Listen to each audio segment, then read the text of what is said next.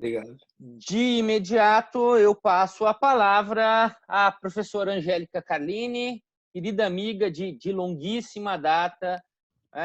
Angélica, que, como poucos, tem alguns mestrados, alguns doutorados, e para muito além disso, de títulos formais, é uma pessoa de uma generosidade e de uma simpatia gigantescas. Não vá me dizer, Angélica, por favor, que se sente uma tartaruga em cima da árvore, porque se ela existe aqui, ela sou eu. Obrigado, um super beijo para você.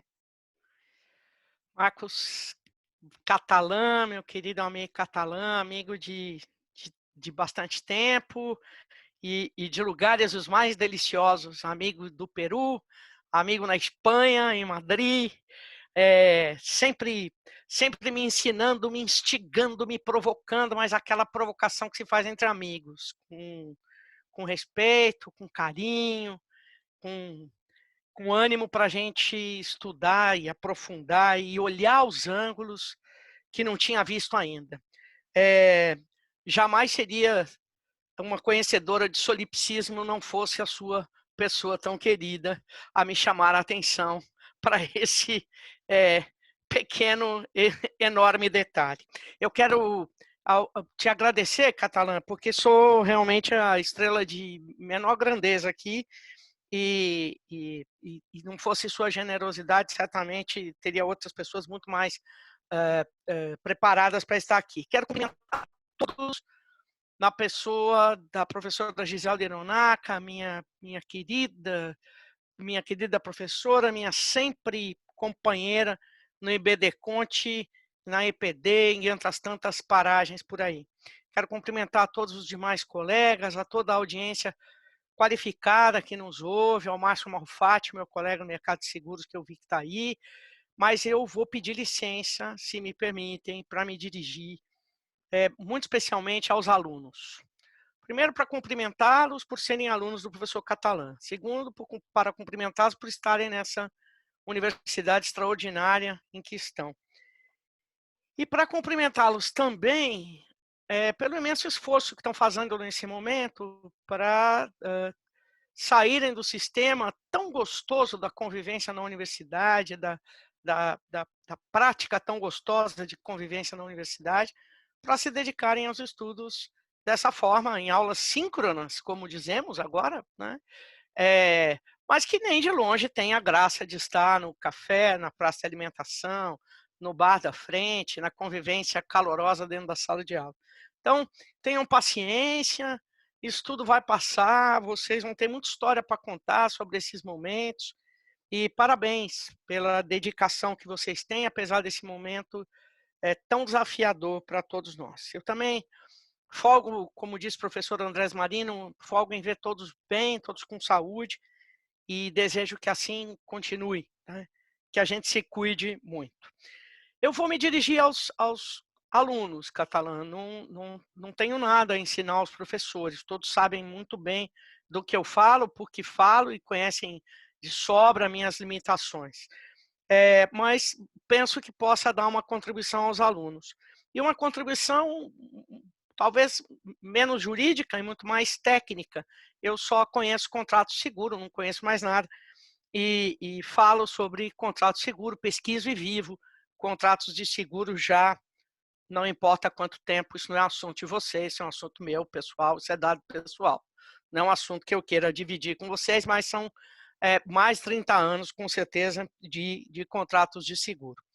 O que a pandemia fez ou está fazendo e ainda poderá fazer com os contratos de seguro no Brasil e no mundo? Eu vou me ater, evidentemente, só às possibilidades brasileiras para a gente não estender por demais essa pequena apresentação.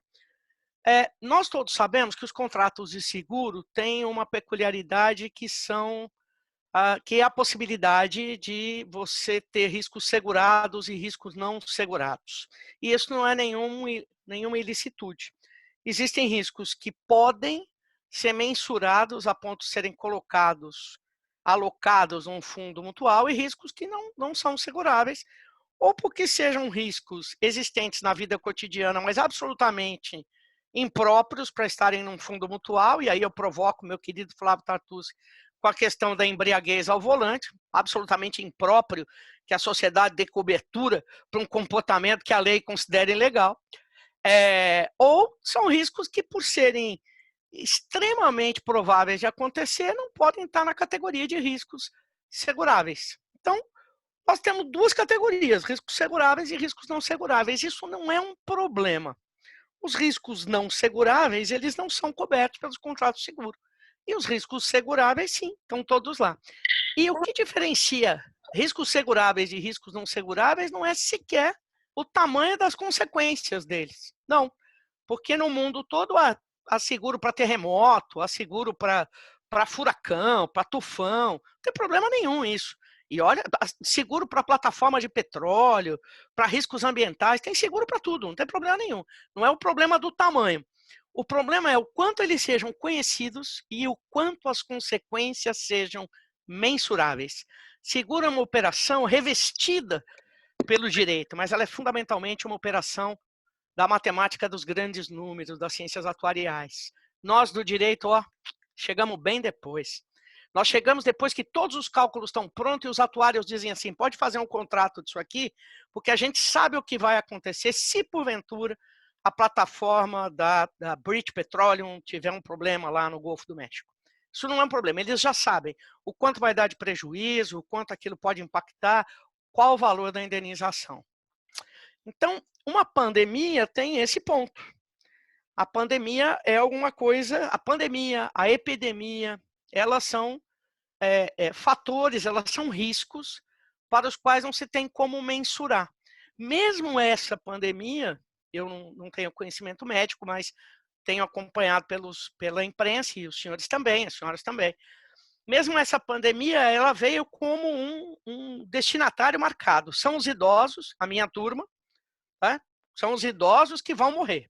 Os mais jovens é gripezinha. E a pandemia não tem feito isso.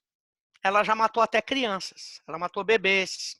Ela não é bem assim, que só os idosos é que vão morrer.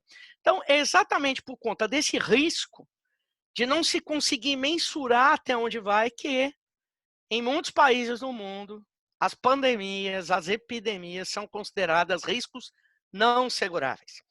Claro que antes que o Tartucci pule de onde está, a Catalã pule de onde está, e todo mundo pule de onde está e comece a querer falar, eu vou, não, sim, claro, claro. Eu reconheço, e teria que reconhecer mesmo, porque é essa a compreensão dos contratos de seguro, entre o risco do segurado e a subscrição de risco do segurador tem que haver equilíbrio. Sim, com certeza. E isso não só nos seguros massificados, sujeitos ao Código de Defesa do Consumidor, onde se aplica o Código de Defesa do Consumidor, para todos. Não pode haver o desequilíbrio do segurado dizer, olha, eu tenho esse monte de risco aqui na minha indústria, na minha empresa, na minha transportadora, e a seguradora dizer, não, eu só quero um. E aquele que eu tenho quase certeza, pelos estudos estatísticos e de probabilidade, tenho quase certeza que não vai acontecer. Eu só estou cobrindo na sua empresa seguro de incêndio para a sua caixa d'água. É só isso que eu vou cobrir. Há um desequilíbrio quase que imoral, há um desequilíbrio quase que antiético, há um desequilíbrio que trai por completo a boa-fé objetiva. Portanto, sim, é preciso ver o quanto o segurador está disposto a assumir de risco, o quanto o segurado tem de risco para ser assumido pelo contrato de seguro, e entre esses dois aspectos há que haver equilíbrio. A pandemia fura qualquer tipo de equilíbrio, fere qualquer tipo de equilíbrio, porque ela não é considerado risco segurável e porque não se sabe exatamente quais são as consequências. Essas consequências são nefastas para o lucro do segurador? Não, essas consequências são nefastas, primeiramente, para o fundo mutual que os contratos de seguro representam. Cada contrato de seguro significa única e exclusivamente que você ingressou numa mutualidade, num fundo mutual. Quando você contrata um seguro, é como se você conseguisse autorização para ingressar num clube, um clube seleto, de pessoas que têm riscos homogêneos, parecidos com o seu, riscos semelhantes aos seus. Todo mundo paga um valor, que é chamado de prêmio. Uma parte desse valor vai direto para o fundo mutual e pertence aos segurados. Existem teorias, o professor Márcio Malfatti é um deles, que diz, não, ele não é do segurado, afinal de contas o administrador é o segurador. Eu adoraria ter tempo para discutir essas teorias, não tenho, mas no direito brasileiro, no artigo 757 do Código Civil, está dito que o segurador se obriga a garantir, quem se obriga a garantir o faz administrando. Então, é a administração do fundo mutual que é essencialmente a responsabilidade do segurador nos contratos de seguro. Onde é que a pandemia, o vírus, a Covid-19 está causando maior impacto nos seguros do Brasil? Nos contratos de seguro de vida e nos contratos de seguro-saúde. Os seguros de vida são, na verdade, pelo Código Civil, seguros de pessoas. E tem vários tipos de cobertura, inclusive a sobrevivência. Você pode contratar um seguro de sobrevivência. Eu pago durante 30 anos, sobrevivi, oba, tenho direito a um pecúlio, ou tenho direito a retirada de um valor que eu amealhei durante esses 30 anos. No caso específico, o maior impacto tem sido para os seguros de vida, em que você paga um capital, que a seguradora paga um capital segurado em ocorrendo a morte do segurado. Esses seguros, como todo mundo sabe, tem havido um forte apelo da Federação Nacional dos Corretores de Seguro para que esses seguros sejam pagos. Embora constando das apólices que a pandemia não é um risco coberto por esses seguros, há um forte apelo social para que esses seguros sejam, para que esse capital segurado seja pago. Há, inclusive, um movimento, eu não sei como é que vai ficar agora, porque houve a substituição do secretário, um movimento da Senacom, Secretaria Nacional de Direito do Consumidor, junto à Superintendência de Seguros Privados, ao SUSEP, órgão regulador do mercado de seguro, e junto à FENACOR, a Federação Nacional dos Corretores de Seguro, para que se, então, faça um acordo com as seguradoras para que elas paguem. Muitas seguradoras já vieram a público para dizer que vão pagar.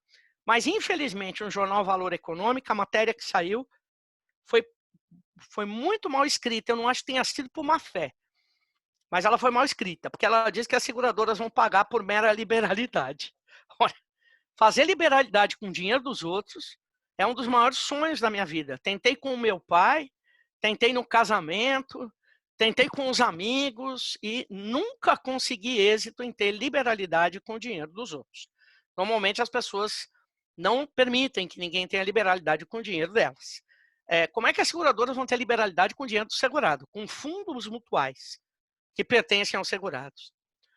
Evidentemente, a palavra liberalidade foi muitíssimo mal colocada. O que as seguradoras fizeram, com certeza fizeram, foi estudos que no setor bancário a gente chama normalmente de testes de estresse, e que chegaram à conclusão que sim, para aquelas seguradoras que se manifestaram na matéria a que eu me refiro do jornal Valor Econômico, sim, é possível fazer o pagamento, apesar de se tratar de óbito decorrente de Covid-19. Evidentemente que elas vão ter que fazer a regulação do sinistro, vão ter que avaliar cada caso, mas há uma predisposição daquelas seguradoras. Vocês encontram facilmente a matéria procurando na rede mundial de computador, na internet, vocês vão achar facilmente a matéria. Outro impacto bastante forte tem sido em relação ao seguro-saúde. A ANS trabalhou rápido, a Agência Nacional de Saúde Suplementar trabalhou bem rápido para modificar o rol de procedimentos de forma a inserir que todas as operadoras de saúde são obrigadas a custear o exame para aferir se há ou não contaminação pela Covid-19 e também o tratamento. Embora não se tenha muita clareza aqui do que significa tratamento, e embora a ANS, atenção, tenha mantido a segmentação de cada plano. Se você tem um plano de saúde que te dá direito à internação hospitalar, ok, será mantido. Se você só tem ambulatorial, o tratamento que você terá será ambulatorial. A ANS foi clara nisso, e isso pode provocar, sem dúvida, alguns problemas. O que é que o setor de saúde suplementar já noticiou que sentiu? Isso também é notícia de jornal. Pedido de alguns setores econômicos para suspensão do pagamento das mensalidades, especialmente o setor das companhias aéreas, o setor sucroalcooleiro, aqui, as usinas sucroalcooleiras aqui do interior de São Paulo. Eu digo aqui porque nesse momento estou em Campinas cumprindo a quarentena na casa aqui em Campinas, embora eu more também em São Paulo uma parte da semana. E as empresas de transporte pediram para não pagar mensalidade porque estão sem nenhum rendimento e querem manter os contratos porque seus colaboradores, seus empregados podem precisar e bem como os beneficiários podem precisar utilizar. Na realidade, tem dois impactos que a gente pode sentir da pandemia e eu prometo que estou me encaminhando para o final. O primeiro é o próprio vírus, então afeta o seguro de pessoas, o vida especificamente, como eu disse, e o saúde. Agora tem as consequências do isolamento. As consequências do isolamento foi a suspensão da atividade econômica de muitas empresas, do comércio, da indústria e de serviços. E aí outros seguros acabam sendo impactados. O seguro de lucro cessante, os cyberseguros, os seguros contra vazamento de dados, contra travamento de dados. Adoraria poder falar mais disso, mas não dá tempo. O que acontece? E um outro impacto muito interessante também, que vale a pena ser analisado, muitas empresas foram ao Poder Judiciário requerer que a liberação do bloqueio de valores que estão lá depositados para garantia de obrigações, principalmente na área do direito do trabalho, e a substituição por seguros de garantia judicial. Isso é de um otimismo incrível, porque os seguros vêm socorrer nesse momento muitas empresas que vão usar esses valores que estavam lá bloqueados em juízo para poder construir, para fazer capital de giro, por exemplo, pagar salários e enfim, dar continuidade à atividade empresarial nesse momento de crise. Isso me deixou muito feliz, essa possibilidade, e espero que o judiciário seja sensível a aceitar isso. Nesse momento, professor Marcos Catalão, o setor de seguros vive duas realidades. A realidade da negociação e a realidade da revisão contratual. Nas duas, eu vou invocar as lições do professor Andrés Marino para dizer: não vai haver negociação, não vai haver revisão se não houver boa-fé, se não houver colaboração entre as partes. E aí eu reporto, além da belíssima exposição que ele fez, as lições da professora Cláudia e as lições do professor Ronaldo Porto Macedo, num livro que eu considero extraordinariamente maravilhoso, que são os contratos relacionais, em que ele fala muito desse sentido de colaboração entre as partes não mais vistas como antagônicas. E eu costumo dizer que no contrato seguro não há esse antagonismo. Há fundamentalmente colaboração entre as partes desde o início, desde o momento da declaração do risco, desde o momento em que a seguradora subscreve o risco, se dispõe a subscrever, diz em que condições ela vai subscrever. Desde esse momento é fundamental que haja a boa-fé e a colaboração. Portanto, eu encerro com uma mensagem de otimismo, de acreditar que, pelo menos nos contratos empresariais, vai preponderar o sentido da negociação, vai preponderar a revisão, de forma a adequar a realidade, a manter o equilíbrio contratual. Os contratos de massa é mais difícil. A ANS mesmo fez uma proposta às operadoras de saúde que elas liberassem uma parte dos fundos que elas têm, dos fundos gestores que elas têm guardados para garantia dos fundos mutuais, que elas poderiam liberar uma parte disso. O então, na época, ministro Mandetta fez até referência a esses valores, 10, 15 bilhões, desde que elas aceitassem que não houvesse pagamento das mensalidades até junho. E elas recusaram, o prazo fatal era dia 24, elas não assinaram o termo de ajustamento de conduta, porque temem que isso seja um incentivo ao não pagamento de mensalidade. Aí eu não vejo outra saída, me parece que vai haver sim uma judicialização mais forte nesses contratos. Nos contratos empresariais, eu penso que há toda uma experiência acumulada para que as soluções venham por negociação, e venham principalmente pela revisão desses contratos durante um período de 30, 90 dias, 60, 90 dias. Eu, desculpe ter me alongado, é um assunto que eu gosto muito, então acabo falando mais do que devo e espero ter contribuído de alguma forma. Estou muito feliz de estar aqui e muito obrigado mais uma vez, Catalã. Você é um amigo genial. Muito obrigado. Muito obrigado a todos. Angélica, a alegria é nossa. Nós estamos aqui com os corações em júbilo. Tamanha a tua capacidade de síntese de temas tão tormentosos. E que pelo menos eu parte... fico à disposição, viu, Catalã? Se os alunos quiserem depois mandar perguntas, mandar dúvidas, você sabe que eu sou sempre um entusiasta do diálogo. Só não quero pergunta do Tatu, se Tatu senão... Você é fantástica.